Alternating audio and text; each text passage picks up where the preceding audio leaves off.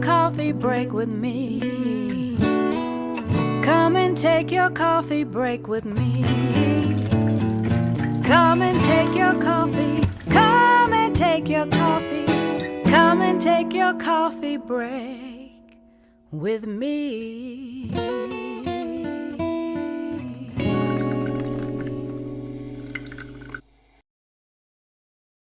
Welcome to Coffee Break with Candace. Thank you to both of you for allowing us to be here and to learn about coffee. I mean, we can't have a coffee break without you fabulous women that are roasting coffee. So tell us who you are and tell us about yourself. Well, I am Michelle Bussemey. I'm from Houston, Texas. I moved to Central Texas in the 1990s and then moved to San Marcos and started my life here. I started in corporate America and worked in corporate for a very long time, and then decided approaching 50 was time to stop working for other people and do something for ourselves. That's awesome. And that's how we found Springtown Roasters. Mm-hmm. Hi, I'm Tosca Cesaretti, and I've been living in San Marcos since 1986. When I started college, I've stayed ever since. Basically, I love coffee. My father's Italian, and so it's always been in my ethos. I knew, however, that I never wanted to own a coffee shop. That is not the aspect of coffee I wanted to be in. So when I found roasting coffee, I just totally connected with it. I had fired kilns in college. I brew beer. We've made a straw bale house. I'm really into process, and coffee roasting is an incredible process. There's a lot of repetition, but I find it constantly interesting. It's interesting every day. It never not interests me. So, and when you can do something you love with someone you love, it like really infuses it with such great feeling.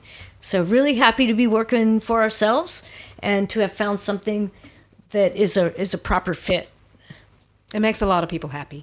Yes, coffee it makes a lot of us happy. So let me ask you this. So how do you go from corporate to saying I'm going to roast coffee and then create this business that the two of you have created together? It's really amazing. You trust the leap.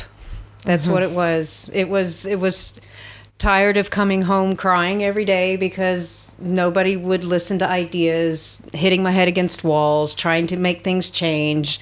And then it was basically, she said, you know what, we can do this. So we looked at the numbers, put it all down, made charts and graphs, and started calling around and inquiring about roasters, and then looked at it and said, we can do this. We can totally do this. I have a business background too, so that helped a little bit to sort of like, okay, well, let's pull it together, see what we can do. Mm-hmm. And that's what we did. And we basically paid for everything as we went, so we don't owe anybody any money. That's Everything amazing, too. is paid for. That's sort of a thing that was really interesting for us to make sure that we didn't want to be in debt. So we have everything paid for. That was part of the leap. Trusting that, yeah, we are going to have to build a roastery on the property, but after that, we own the roastery on the property, and that ended up being our most pivotal and durable aspect, like through 2020, was the fact that we were just a roastery. We didn't have a coffee shop. We didn't have a brick and mortar somewhere else, but we own our roastery, and we have the flexibility now to make our business and choices. It did take, it's just that confidence level too, of that, just going for it. And yeah, it's a little uncomfortable, but we made it through the learning curve and the 3-year marker. We're in year 4, so our business is growing, and we're solvent. So it's good.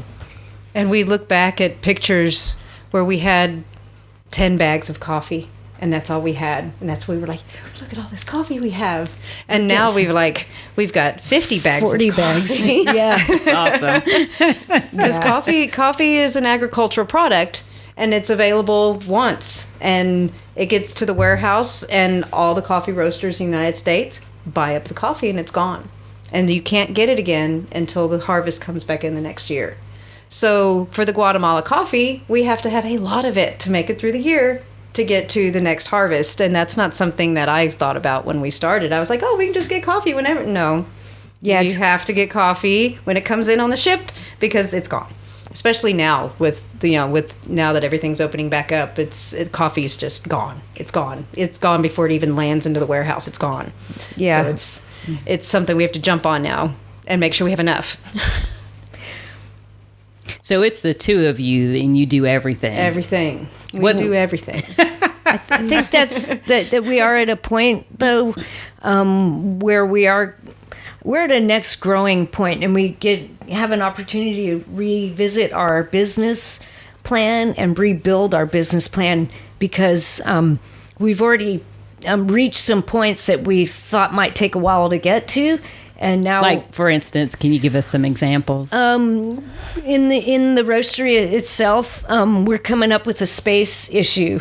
Back to that green bean storage, we're going to need more storage space. We're also getting to a point where we think we need a bigger roaster. We definitely need a production assistant and an administrative assistant.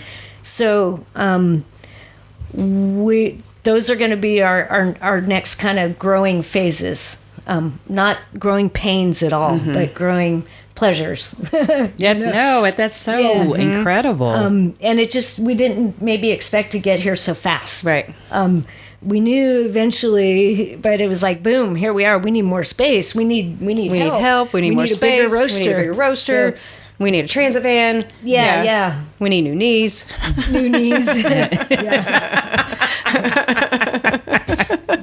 So let me ask you this. What do you attribute your success to for growing so quickly?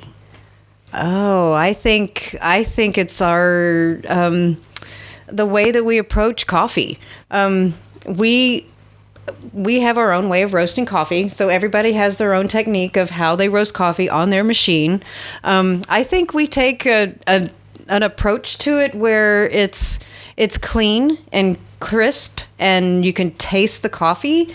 A lot of coffee that I taste is like, ooh, that's not a medium roast. That's a dark roast. It's oily, and it's like, ooh, that's really dark, or that's not, it doesn't taste good, or it tastes flat, tasting the or smoky notes, I can taste all the smoke. Yeah. So we really pay attention to how we roast.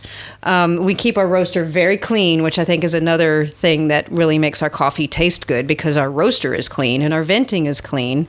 And then it comes to, I think, just how we are with people at the market or at the gas station or at a park. It doesn't matter where we are. They see our sticker and they're like, "You roast coffee," and I think we're approachable. I think that we are very inclusive, and we don't cut anybody out. Just even if you have a Starbucks cup and you're coming up to our booth, we're gonna get you coffee in your hand, and it's like coffee's for everybody, and it doesn't matter where you get it. So, but I think for us, I think it's the personal aspect that we bring to it. Is one of it. Yeah. And I think our success is that we don't have all of our eggs in one basket. We probably have about 5 or 6 different avenues for sales. And we are e-commerce based. We do heavily the farmers markets. We do specialty coffee events. We're able to sell at local health food stores. So we have a couple shelf spaces, and we have a couple coffee shops who serve our coffee. So we have these. Oh, and our subscribers. Let us not forget our subscribers, because they're a significant avenue. So we have multiple. It's like having a diversified portfolio, and I think our business is diversified. It's durable also because we own our space. So that's adding to our success. And I think the willingness to take the first couple years putting money into it, that's contributed to our success, because we didn't have a financial pressure from day one.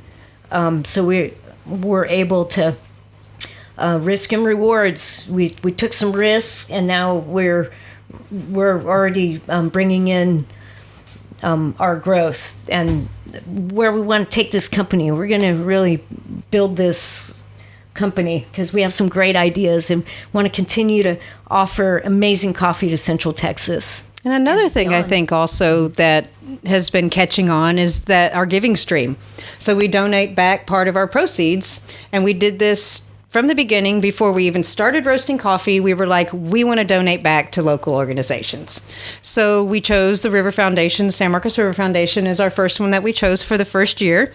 And then we added the Greater San Marcos Youth Council for the second year that help at-risk families in Hays County. And then the third year, we added the Texas Veterans Commission. So we keep getting, a little bit bigger and a little bit bigger and a little bit bigger. But the donating back, I think, has been really rewarding, because the first 2 years we gave out money and we didn't get paid, and we were giving money away. And that was hard. That was really hard, because we're like, we need to get paid. Yeah, but intellectually it made sense. And it actually felt really good. Yeah. Because it was like, oh my gosh, we just made this significant contribution. So I think that's pretty cool too, because what's going to set you apart from the other roaster is like, oh wow, you give to an organization that helps all families in Hays County, or Caldwell County, I don't know. Yeah, I think that is another aspect. I think that's great what y'all do. I will say, being a subscriber, that I love y'all's coffee, but I think the draw for me was at the farmer's market is how approachable y'all are. And how much pride you take in your you're proud of your coffee, and there's just something special about someone who loves what they do and they're happy to show it off, And so, for me, it was like, wow, these women are amazing. This coffee's amazing. What you giving back is amazing. Like, how could I not? Yeah, you guys just do some. Yeah, thank you. It's just beautiful. It really is. So. Yeah, I kind of wonder what it looks like from the other side sometimes. I mean, we've got a lot going on at our tent, but I'm pretty sure everyone's having a good time. So, without question, and you're very genuine. The authenticity comes through. So again, whenever I've stopped by, it's always a pleasure. And I'm sure sometimes you're hot and tired because, honey, some of these months in Texas are not for the faint of heart. But you always have a smile. You're always giving and serving and happy. And so it's just it's a wonderful experience every time. Thank you. Thank you. Oh, you're so welcome. You're so welcome. That's what, I guess that is one thing. It's a over-the-top customer service, because those farmers markets, that is our store. That is our time we're open for the public. So we do want to give it our all. So thank you for absorbing it. It's easy to do, so thank you. Yeah. So what has been the biggest surprise about being a roaster? Am I saying that right? Yeah. Okay. Yeah. Just thinking, what's the biggest surprise about being a roaster? I think one of the biggest surprises for me, I didn't start drinking coffee till I was 38 and I was in grad school. I know. So the biggest surprise for me, even though I knew coffee was all around the world, I didn't realize that coffee could taste so different from different places around the world. I mean, yeah, I got it. Yeah, it's coffee from Rwanda or it's coffee from Guatemala. Yeah, they're going to taste different, but I didn't really get it until we started roasting it, and you smell it roasting and you smell the process that it goes through, and then you drink it and you have them side by side and you're like, whoa, this was all chocolate and nutty and this one's all like fruity and berry and what? So that was, I think that's really been a big surprise for me, is like how much variation there is on all of this coffee in the world. And then it's how you roast it, because you could have the same coffee and somebody could roast it differently than you do, and it tastes different than the way you do it. So it's like there's all of these nuances that I had no idea. I just thought you put coffee in and it comes out and it's roasted. No, there's a huge process to it. So I think that's probably been the biggest surprise for me, is that. I would have to say, I'm amazed at how tight the roasting community is here in the Austin area. How we're kind of small. There's not a lot of roasters, and we often end up getting together, cupping coffees that come from the Cup of Excellence. There's a amazing coffee shop in Austin, Greater Goods, and Con is a Q grader who goes all over the world, and she'll bring those coffees back to Austin, back to us, back to her roasting community. They're really into sharing information, and I think the biggest surprise has been how welcoming the roasting community is. Yeah. It's not like the beer brewing microbrew secrecy shroud of like, what kind of hops are you using? It's like we all understand that there's so many factors, so many aspects. We're all doing it different, that we can't be stealing each other's trade secrets. So I've just been blown away at how open and kind and generous the roasting community has been. I mean, we just kind of popped up out of nowhere and said, here we are. And several people, took us under their wings and have just encouraged us the whole way. That's amazing. Yeah. That's amazing. Just it's the more the merrier. Like the more coffee consciousness going on, the better, and we love it. It's like going in to buy wine. There's all these vineyards and all these regions and all these varieties of wine, and I think people who are into coffee feel the same way, like we do. Like, oh, a new roaster. Like, let me see. So, what do you have that's exciting me? I want to try your coffee. So it's pretty cool. Yeah, that's great. What about challenges? What's been the biggest challenge of being a roaster? Biggest challenge again for me, I didn't know anything about roasting, so it was learning how to roast and learning what all of the dynamics were behind it, all of the physics behind it, and just the different ways to roast. Roasting dark roast is extremely difficult because you're close to burning it and you don't want to burn the coffee. So that's been a big challenge, is actually taking it to the dark side. Yep. It's been difficult and it's taken some years. But we're not afraid of it. But definitely learning how to roast was my biggest challenge, because I knew nothing about it. So that would be my big one. And I think for me, it seems to be the logistics. We have a lot of logistics. We're kind of in a remote location. The bags themselves are 150 pounds, so we're constantly organizing strong friends to come over to help. I mean, it's not bad, and we have a great community of friends. But we kind of want to. We're still facing these challenges. Just the logistical challenges of dealing with a heavy product, and then once our product, it's very durable, so we're very fortunate in that sense. It's not going to melt in the back of the truck. We roast coffee to 400 degrees, so it's very stable once it's in its bag. It's stable in the truck in Texas summer. So, but a lot of little, I would say those are our next little. We have some physical challenges: transit van, green bean storage, maybe a bigger roaster, and 2 more staff members. And then it'll just be a matter of us making these happen in a natural, our sustainable, slow growth, intentionally growing. We're doing it intentionally. We're not going to rush into anything. We're just going to piece by piece. So even from the beginning, like when we were roasting in her little tiny office, like we knew we had to get started. This place wasn't ready yet, but so we're willing to go through those uncomfortable stages, because it's always there's a great reward at the end, or in the when it's like learning a new language. I love learning new languages because it's so awkward at first, and that place doesn't bother me. I don't mind being in the learning curve. It's actually exciting. So I still feel like we've got more exciting little puzzle challenges to figure out so that we can keep growing our business and keep getting more efficient and keep providing great coffee.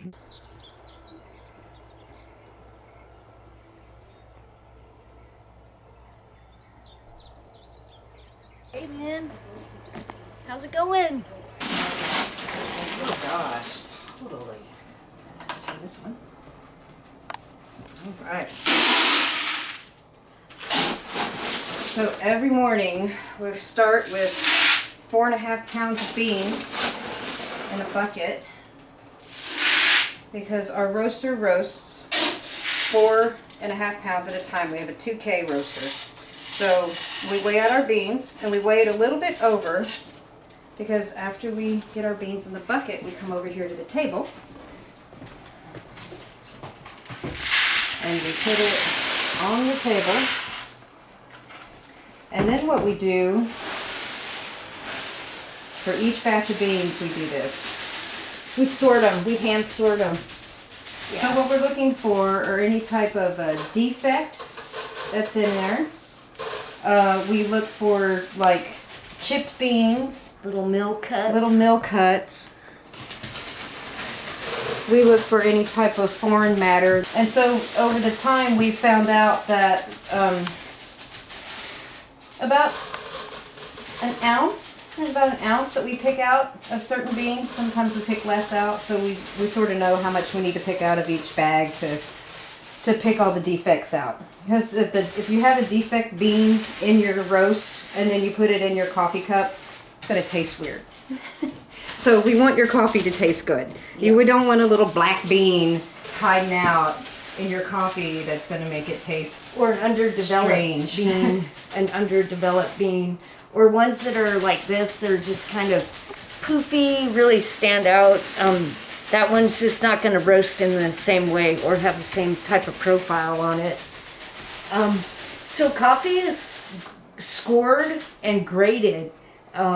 So specialty coffee is an 86 or above. And so when we buy our coffee, after we pick through it, we literally up the score of our coffee by at least 2 or 3 points. So when you're buying specialty coffee, you are paying a premium price for a very good looking bean. All the same, there's a little couple more in there, and we do it as a quality control measure. And that just makes us feel better. We look through the product one more time to assure that the foreign particles aren't in there also. I want to show you some of the items that we have found in our coffee over the last 4 years. And you'll notice we go from large to small, but corn, beans, I mean, there's some interesting items, and we really work hard to make sure we're removing those in our coffee. This machine's really hot, so it's we've got it cooled down overnight, so in the morning we'll come in and clean. Like I want to show you this one area. This is called the chaff box, and this chaff box obviously has to be cleaned every day, or at the beginning of each roast or at the end of each roast. So there's about 10 little points on here that we will clean. We'll actually take this fan off and clean in here. We'll do a little cursory cleaning on this inlet. We'll take off this plate here where we'll clean the gas burners. Cleaning with in the roastery involves a vacuum, so it's a vacuum and like metal brush kind of activity, and it's just really good because the oils in coffee, everyone knows how oily coffee is. The oils build up so rapidly, and then that chaff, if you don't keep it clean, the buildup on the inside of this venting, it just starts reducing your airflow. So we really love our venting. It's modular. We can take it apart and do effective cleaning regularly. That's amazing. So turn her on. Yeah, go ahead and turn her on. Yeah, With so no heat. it's a little drum roaster. You can see back there, it's a chain driven. It's a very kind of simple machine. Yeah, it's pretty cool. And like she said, I guess we're gonna throw beans in there. Okay, so this is how we start. We put the beans in the hopper.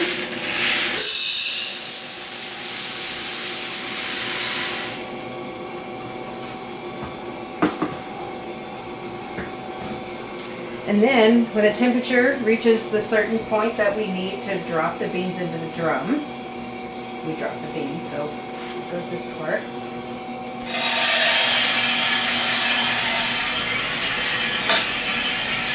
And then you can see them in there.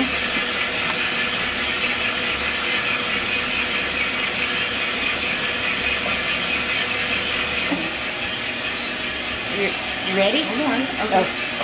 You can do it. Go ahead. Ready. Yeah, I'm getting this to turn on. Oh, there we go.